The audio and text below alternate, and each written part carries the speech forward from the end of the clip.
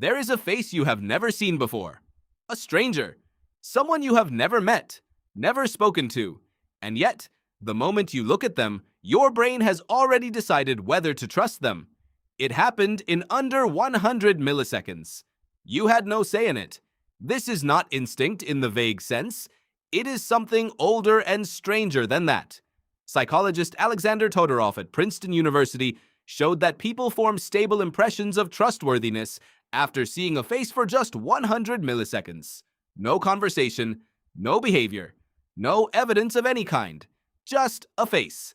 And the judgments made in that fraction of a second correlated strongly with judgments made after seeing the face for much longer. More time did not produce a different answer. It just made people more confident in the snap decision they had already made. Your brain is not building trust. It is recognizing a pattern.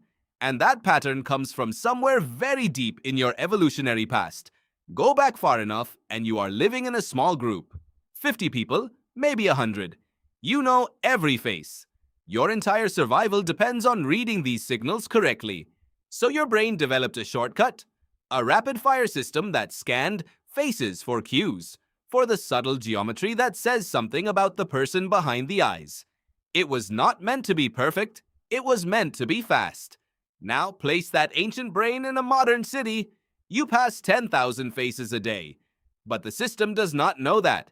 It is still running the same scan it ran on the savannah, still filing each face into a rough category, still whispering a verdict before you have consciously registered the person exists. What, exactly, is it scanning for? Todorov's research identified facial features that reliably trigger trust or suspicion. High inner eyebrows, a slight upward curve at the mouth corners, a softer jaw. These tend to produce trust. A downward mouth, heavy brow ridges, sharper angular features. These tend to produce suspicion. Here is the critical part. These features have nothing to do with actual character.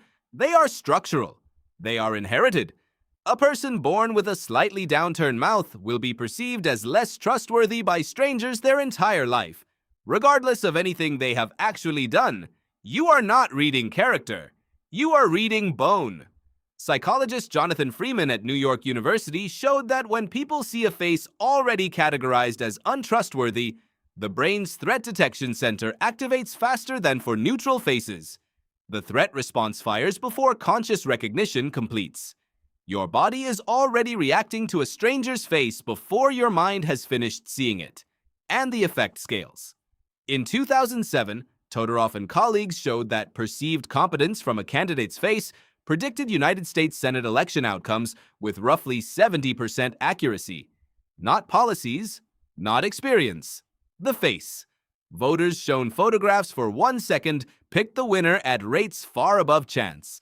The ancient system, built for a world where you knew everyone, was now deciding who would write laws for millions of people. This is the stranger effect. The system evolved for a world of known faces. In a world of strangers, it keeps running anyway. And because it runs on structure rather than behavior, it produces results that are sometimes profoundly wrong. But here is what makes this remarkable. The system is not fixed. Research on the mere exposure effect, first documented by psychologist Robert Zajonc in 1968, showed that simple repeated exposure to a face increases the likelihood you will evaluate it positively. Familiarity is its own signal. The brain shifts a face from unknown to known, from stranger to familiar, from threat to safe. Not because anything changed about the face, because something changed about the threat calculation. You have probably felt this. A neighbor who seemed cold at first and who, after enough hallway encounters, began to feel warm. Nothing changed about their face. What changed was its status in your brain's internal registry.